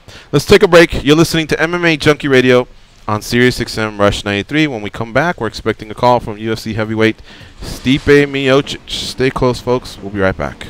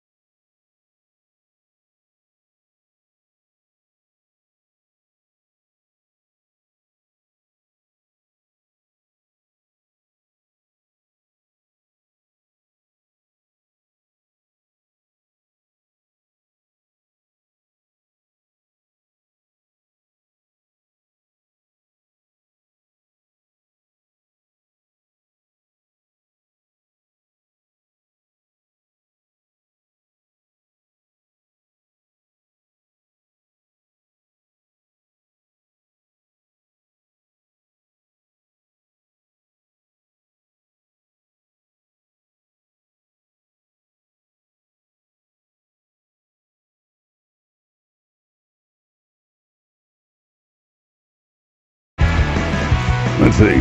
Up, up, down, down, left, right, BA, start. You told me that code would get rid of them. Yeah, well, they're still here. Okay, but now they know I tried to kill them. Hold on, Mom. Here are George and Goes. The showdown between Floyd Mayweather and Conor McGregor is tomorrow night, and SiriusXM has you covered. The only channel dedicated to combat sports on the ground in Las Vegas, bringing you interviews from the top names in fighting and expert analysis from hosts like Luke Thomas, Randy Gordon, and Gerry Cooney. SiriusXM Rush, your home for boxing and MMA, on SiriusXM Channel 93 and on your phone with the SiriusXM app. That same app houses the MMA Junkie Radio Show, commercial-free and in HD quality, so check it out. Danny Otto does a great job of uploading that bad boy just minutes after the show is over. Many ways to catch the show, youtube.com/MMA Junkie Video, as well for all you podcasters, and facebook.com/official MMA Junkie. George and I will be doing a separate broadcast on Saturday, right before the main event, probably around co-main, middle of co-main. But we want you to go to MMAJunkie.com. That's where you'll be able to find all the information, and follow the MMAJunkie.com Twitter account, because they will direct you with a link, and you'll be able to hear us talk about the fight. Yeah, boy, I'm excited about it. You know, for a moment there, we thought, I was serious. I was going to Chips and Keegan's with Mom. Are you excited about it, or are you excited to get it over with? Both, because I want to see how close I was. I'm predicting Mayweather by 4th round. It's over, and I believe that there'll be one round that's competitive. Wild swinging, something's got to fucking land, right? Right. Even a kid with a piñata and he's blindfolded, he's hitting something once in a while. But then there's going to be 3 rounds of just pure boxing where you just go, wow, that's one of the best ever. What was he thinking? It's the same thing. I'm an MMA guy. It's the same thing as if Floyd Mayweather people were to walk in and go, boy, Floyd's going to take you out, take your boy out in the octagon. I'd laugh. You know this. How's he going to do it? Is he going to take down Conor McGregor and submit him? I mean, what's he going to do? What's he going to do about the leg kicks? I'd be saying the same thing. It's not going to happen. All he's got is some wild shots in boxing. He's going to be barefoot. He's not going to be used to the octagon. He's not going to be used to, having to probably cut some weight just so that he has the same, body type on the other side. And it's just not going to work out. So this interview with Stipe Miocic might be my last, because if I'm wrong this weekend, I don't know that I have the balls to walk in here and face everyone else that for 10 years I've been telling I know what I'm talking about. I may not be able to do that. Especially John Orlando. Yeah. He's probably talked the most noise. All right, joining us now is UFC heavyweight Stipe Miocic, a.k.a. Stipe Music. What's up, champ? How you doing? Danny's the champ on? I think you hit the wrong button. Hold on 1 second. Go. I don't do that, Danny. You don't hit the wrong button? No. He doesn't do that, Danny. Well, in the meantime, while we wait for the champ, what do we do? Looks like we got disconnected. Hold on. Looks like he's calling right back. All right, he's calling right back. We're off to a great stop. Yeah. Folks, tomorrow's going to be crazy, and we do have a reporter and videographer who has been, they both have been credentialed, so we will have the same setup as we normally do for an MMA event, play-by-play with pre- and post-fight interviews. So keep it locked on MMA Junkie throughout the day, along with what Goes was saying earlier. We'll also be doing a special broadcast, and we'll fill you in on those details through the big Junkie account at MMA Junkie. Joining us now on the hotline is Stipe Miocic, the UFC heavyweight champion. What's up, Stipe? How you doing? What's up, dude? You gotta hang up on me like that, dude? You did it. Believe that? That was your bad. You probably have like Boost or something. Dude, no, Metro PCS. Let's go. All right, my bad. So, no, don't worry. It's great to catch up with you. It gets harder and harder to talk to you because obviously you're just becoming that superstar with everything you've done. And but we appreciate your time. So, Stipe, I guess let's start off with. We heard what's holding you back is you wanted a newer contract. How's that going? It's going good. My team's talking to their team, so working on it. We had a conversation prior to the JDS fight, so we're going through that now. But it's kind of still just because of the whole fight going on tomorrow. Mm-hmm. Would you say you're like closer, than you were when you first started to talk of a new contract? Well, I sure hope so. I mean, they're talking to me about if I did, we had a good conversation, before the JDS fight, so hope they come through. Mm-hmm. And my question is, what's the fucking holdup? Like, you starched everyone in the first round. You're on a 5-fight win streak. You avenged the loss in Junior Dos Santos. You've won 8 of your last 9, and again, you're handling your business in the first round. I mean, they should be as proud as ever to have a champion like you. I mean, I wish, man. I'm just gonna keep doing what I do, though. I love what I do, man. Fighting's fun, and so far it's going well. Knock on wood, it keeps that way. I'm gonna stay champ a while because I worked too hard to get that thing, man. So, but we're gonna sit down and have another conversation once this fight passes on Saturday, and then we'll get back on the horse. He's even been a world traveler. He's gone to Winnipeg. He's gone to Sao Paulo. He's gone to Adelaide, Australia. They're like 3 days ahead of us. Can you imagine the jet lag on that one? He's gone to Curitiba, Brazil. That's where he fought the champion in front of 45,000, all of them rooting for Fabricio Verdum, and there was maybe 12 people rooting for Stipe Miocic. He actually brought the UFC to Cleveland and delivered, man. I mean, that was one of the loudest arenas ever. You have this incredible resume, and it's still amazing to me that a model employee that you're describing. Exactly, model employee. I appreciate it. No, thanks, man. That's what I was raised. Give you good work. Good things will come. All right, so let's go through the stories that we've heard. Let's say they sort out the contract on Monday. Who's in the running? Like, what are you hearing about Cain Velasquez? Would he be ready to go? In October, this UFC 216 still needs a main event. Let's just take him individually. Is he a front runner? I don't know. I've heard that. Listen, your guess is as good as mine, honestly. I'm just enjoying my summer. Watching the fights. I heard about Cain. I've heard about whoever if Francis does well, Overeem, I heard a lot of names. We'll see what happens. Apparently, John Jones, right? Know about.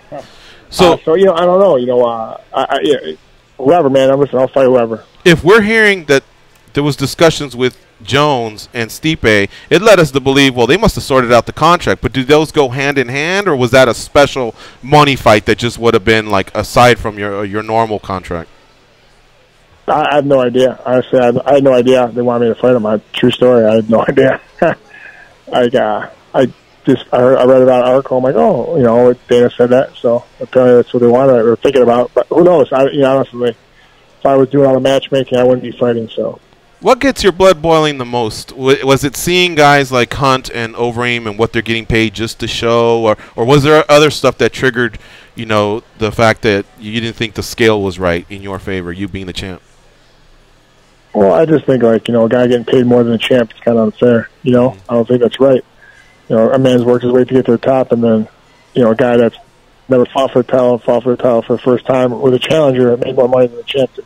Mm-hmm. Would you? That kind of way. That's me. And would you say you're asking for money that's much more than that, or are you just looking for something that's fair, or do you feel like, hey, wait a minute, I really need to give them an obscene offer, because you are the heavyweight champ. You're the baddest man in the world. Yeah, well, I'm not looking for Conor McGregor money. I never asked for anything like that. Not at all. I just want to be treated fair. And what I think I should be paid for. And we'll sit down and have a conversation with them, and we'll figure it out. We'll hash it out. No worries. I'm not worried about it. Do you think 7 figures is fair? Oh, I definitely love that. I think it is. Yeah, so no less than $1 million is what you're saying. Stipe Miocic ain't showing up for less than $1 million. Does that sound about right? No. I mean, definitely. Of course, I would love that. But I'm just gonna listen. My team's talking to them about it. They'll figure it out. I'm the one that fights. That's why I have a team with me that takes care of this stuff. Because hence the reason why I'm in the position, because I didn't have a team with me at the time, and so that's what they're taking care of. There you go, Stipe Miocic, the UFC heavyweight champion, joining us here on the hotline. Goes, let me turn it over to you because I think he's going to punch me in the mouth soon if I keep this up. Go ahead, Goes. What are we talking about? We're giving them great praises with all the. We are. This guy needs to be getting $1 million, $2 million, something like that. I can't take my eyes off this. I'm staring at Junior Dos Santos, UFC 211, first round KO, TKO. Alistair Overeem, KO. Fabricio Verdum, KO. Andrei Arlovski, TKO. Mark Hunt, TKO. Now, 4 of those were in the first round, but look at those legends that we're talking about. Mm-hmm. All right, here's another thing. All right, he's an active fighter. So, what more do you want? Yeah, right? I mean, My bad. I'm an MMA fan, and I want to see this guy fight more. That's my bad. If it's a video game and you're creating a fighter, that's what you're trying to do right there. So, he's handling his business. Anyway, I was the guy that kept saying, George. I was the guy that kept saying he should have been the fighter of the year in 2016. And anytime somebody came at me with Cody Garbrandt or Conor McGregor or whatever, I kept saying, shut the fuck up. This guy did 3 fights in 2016, all in the first round, against legends. Overeem's a legend, goes. He's going to go down as a Hall of Famer. So's Verdum. Arlovsky, one way or another, even though he's got this losing streak now, which Stipe started, by the way, he's still a former UFC champion. So there's, that's something to be said right there. All right. Let's move on a little bit from that. All right. Stipe, the John Jones news that came out, I'm sure you've had time to think about it. Where do you feel a guy like John Jones, he's the greatest light heavyweight that ever lived, where do you think he would rank on the level of opponents for you? Because this would be a fight out of his comfort zone at heavyweight. How would he rank against other heavyweights? Well, I think he'd do well, man. He's a dangerous fighter. He's got an amazing skill set. He knows how to use it. It definitely, he'd be a tough fight, I think, for anyone, especially heavyweight division too. He's got to watch out. He's got, he's got great kicks. He uses his range well, and he's got to watch out for him. But like I said, it's a fight, so anything can happen. And especially with him, he's got great skill set. And he hits hard too. So, I think he'd definitely be dangerous in the heavyweight division.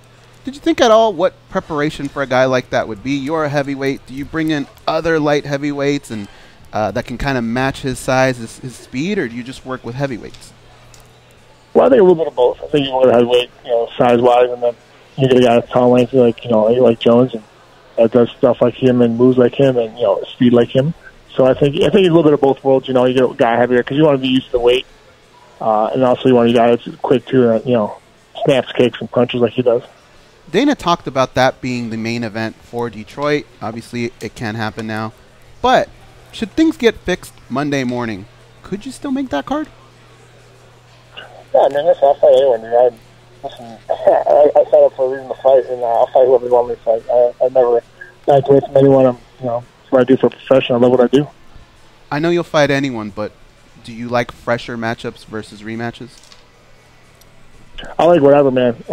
Honestly, well, of course, rematch if so I lost like JDS. Of course, I would love get that revenge that loss. So, but I mean, honestly, who they put in front of me, if it's Kane or if it's Overeem or if it's Francis or Verdum again, I don't care. I'm here. I'm going to fight. I'm going to win. I'm going to stay champ for a while. I'm going to break that record. I feel like we could walk with a bear to the cage and you just go, they make weight. All right. The bear make weight. Let's do it. Exactly. I'd be like, one of us not making it out. Stipe, you're a very nice guy, and so have a lot of your opponents been. Are you still waiting for someone like what Chael was to Anderson, like what Conor was to Jose, someone to poke you? Let's make you the bear. Someone to poke you and bring out a nasty side and maybe kind of have a rivalry feud type of, preview towards a title fight. Man, listen, if someone comes at me, listen, I'm a fireman, so I'm pretty witty. I don't talk a lot, but I have good comebacks, and, I'll make you feel dumb. Mm-hmm. So, I mean, whoever wants to, start saying stuff, that's fine. But I really don't care. It's exhausting, to be honest. I have always something to worry about. You want to trade Yo Mama jokes? Let's see how good you are. All right, cool. Go you first. Yo Mama's so fat that if she wanted to wear one of those Malcolm X jackets, a helicopter would land on her back. Your mama's so fat when she wears heels, she strikes oil. All right, we'll call it a draw. Listen, how about Anthony Joshua? What's going on there? Is that just pretend talk, or have you heard anything from Dana White or anybody else that says, hey, we might be onto something, keep pushing that? No, I mean, listen, I would love to fight him. I think it'd be a great matchup. Boy, to have two heavyweights in the best combat sport. It's boxing and MMA and the best fighters in the world. Go at it. Go at it. We'll go in boxing, we'll go in MMA without submissions, like you said. I'll be down for whatever. But I haven't heard anything. Like the whole Saturday thing's kind of taken away from everything, and they worry about that, I think, which is understandable. Mm-hmm. Do you think you and Joshua would be more competitive than Floyd and Conor? Well, the fight hasn't happened yet, so I'll let you know. I mean, from what you think, neither has the other one. That's what I'm saying. Which one do you think going, without it happening? Well, I'm going out there. I'm swinging, man. I'm not, wild and crazy, but I'm going to go make it competitive. That's what I do. I'm an athlete. I'm a competitor. And I'm not going to go out there and just lay down. I'm going to go out there and I'm going to smash. Plus, if I'm not mistaken, didn't you box Golden Gloves? Yep, I did about Golden Gloves with the Nationals, all that good stuff. Yeah, then I stopped and went back to MMA. How much did you progress in boxing under Golden Gloves? I made it to the Elite 8, whatever you want to call it, last eight. I mean, and I lost to, oh my God, Ryan Jennings. He actually fought Klitschko for the title. Then he lost to Ortiz too. He fought for every title. I lost to him by points. It was a good fight between us, actually. Yeah, I keep telling people I think Stipe Miocic versus Anthony Joshua will be more competitive than what Saturday night's going to be. I'm predicting Saturday night to be a glorified sparring match. It's going to be an exhibition. But you still want to be there. And that's going to come to my next question, Stipe. We spoke to Dana White yesterday. George asked him, have any of the guys in the UFC asked for tickets? He said, surprisingly, no, not really. You're the heavyweight champ. No. Pick up that phone, call him up, ask him for a ticket, ask him for two, you and I. If you want to take someone else, that's cool. What do you think? Yeah, no, my wife would kill me about someone else. That fight, does the fight interest you? I didn't. Oh, it definitely does, but I'm good. I'm actually in Chicago this week. I'm going to do a viewing party in Chicago, in Fremont, Chicago, which is I'm excited about. So it's plus there's a lot going on, man. It's just too much hoopla. I just want to just relax and just enjoy myself with some friends and some fans. This guy's a gangster, man. He said I'm good. Yeah.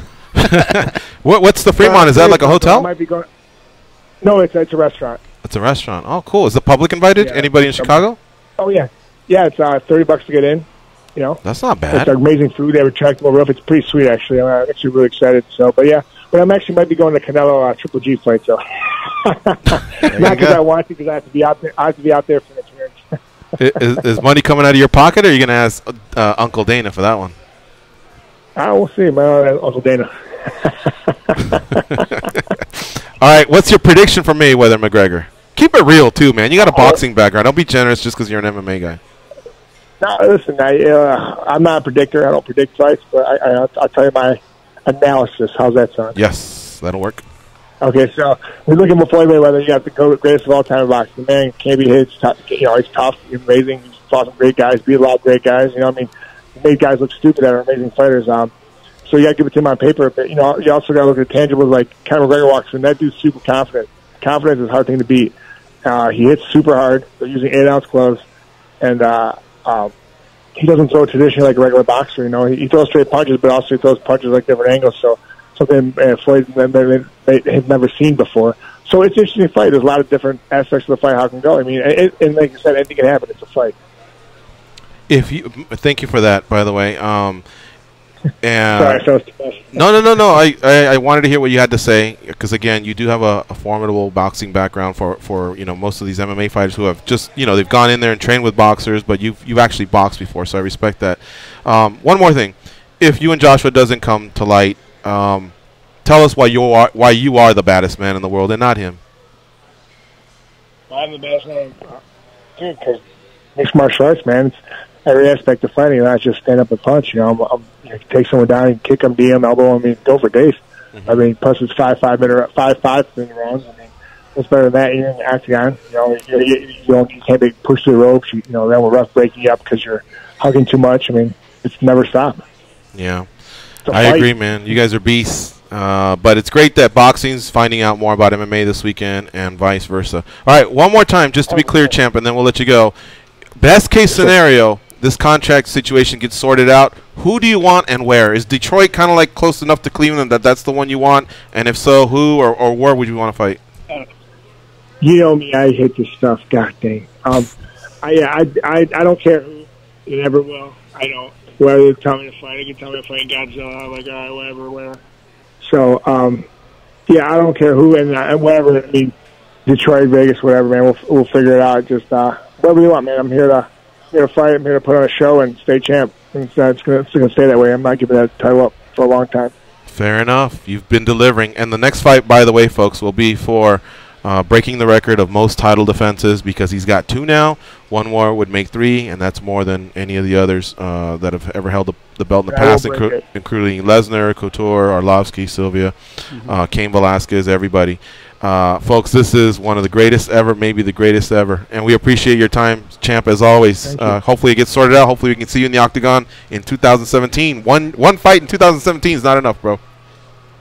We'll see what happens, But I'll tell you this, I will break that record. But thanks for having me guys on. You guys have a great weekend. All right, you too. Take care.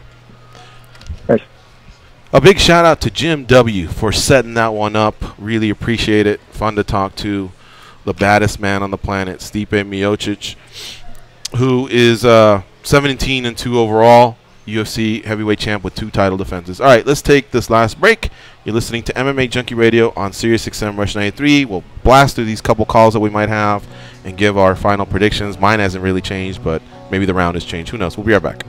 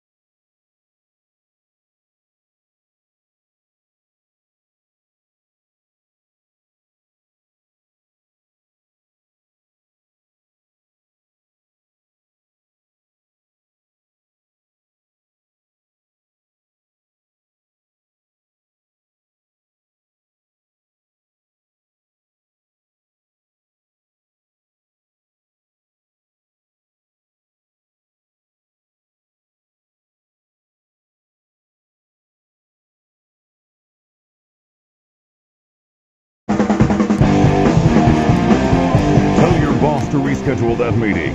Call your wife and tell her lunch is off. It's time for more MMA Junkie Radio with Gorgeous George and Goes. Big shout out to Patrick and Bardo leaving the studio here from H-Town. Bardo's competing in some submission grappling. He told me a cool story, a very inspiring story. So good luck to Bardo this weekend. And all my peeps in H-Town, be safe. I know there's a Class 2 hurricane coming through. Some people have been yawning towards it. Mick Maynard, the UFC heavy matchmaker, said, we can handle that one. But seriously, I hope everybody is safe and dry and this thing just passes by without hurting anybody. John and Charlie from Northern London, Arsenal peeps, are in our studio. And it's great to have them as well. So let me just say that regarding the Hurricane Harvey, it is heading towards the Texas Gulf coastline. SiriusXM wants to keep you and your family safe with special coverage from Fox News Headlines 24/7. Get the latest reports on the storm and its path every 15 minutes from the Fox News team live in Texas. Plus, you'll hear the latest tracking from the National Hurricane Center and the Fox News team of meteorologists. Stay safe, stay informed with SiriusXM and Fox News Headlines 24/7. Channel 115. Danny, we have phone calls? We have phone calls.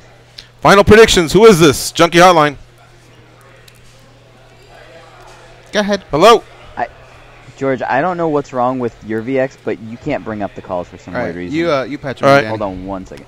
I'm going to patch in Brendan from Louisville. What's up, Brandon? Make it quick, buddy. Boys, it's the 11th hour, and I know you've been waiting for my prediction, so I'm going to give it to you. Much like Hurricane Harvey's about to hit Texas, Hurricane McGregor is about to hit Sin City. when the night is over. A fourth count TKO for the Irishman, and the tricolor will fly above Penn City. And like that, woo, I'm out. All right, Brandon from Louisville's got McGregor. Who's the other one? It is Marco from Waco. Marco from Waco. What's up, buddy? Marco from Waco. ¿Qué pasa, Atos? ¿Qué pasa? It's a Category 3, and it's going to dump a lot of water and a lot of wind, dude. Even here in Waco, we're very far away from the coast. We're having weather advisory, so it's going to be a little bit more complicated. You know, with all the power outage, I wonder how it's going to affect the pay-per-views because it's a big market. Houston and San Antonio, Corpus Christi, you know, with good luck people in the South.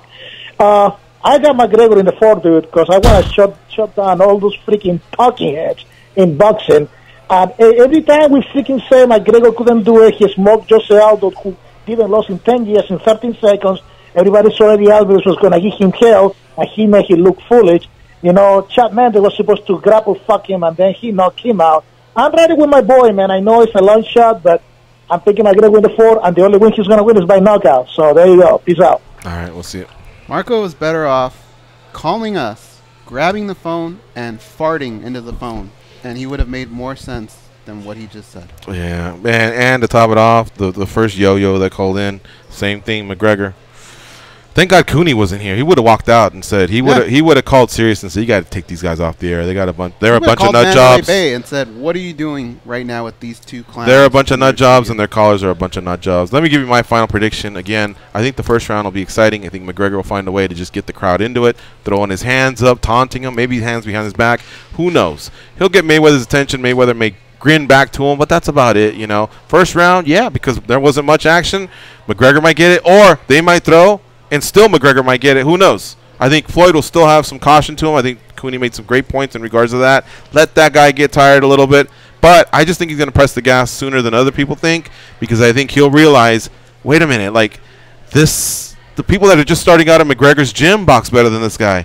Like I can go in there and actually make a statement and really sail off into a sunset. So I'm going with Mayweather by stoppage, round 4. All right. 6 at the latest. Conor McGregor is going to do something for the very first time against the greatest guy who's ever done it. He's going to win rounds 1 and 2 based on volume alone, but in round 3 is when Floyd Mayweather starts to turn it on. Conor starts to tire. I don't see it going past 6. I'll go with round 6. And there's many ways for McGregor to win. 1's going the distance. 2 is to just go out there and be competitive and throw. And please don't get viciously knocked out. Cover up. Let the referee get in there. The referee will be quick on the trigger. Again, a lot of people don't want this fight to happen, and I think the referee is just going to say, hey, that kid's had enough. And let's get you back, Conor McGregor, to doing what you do the best, and that's being an MMA fighter. Would love to see you fight in 2017. Get you up that Forbes list. Fight one of these beasts like Lee or Ferguson or Habib or Nate or somebody. But cash that lotto ticket. Good on you, Conor McGregor. Seriously. Floyd Mayweather, you made it happen, too. You're cashing an even bigger check for an easy night of work, so I applaud you both. All right, folks. Want to thank our guests, Stipe Miocic and Gerry Cooney. We will see you tomorrow on Sportscaster. Check it out. Check out MMA Junkie throughout the weekend. Be champions. I'm gonna keep on the run. I'm gonna have me some fun. It cost me my very last dime. If I wind up broke, well, I'll always remember that I had a swing in time.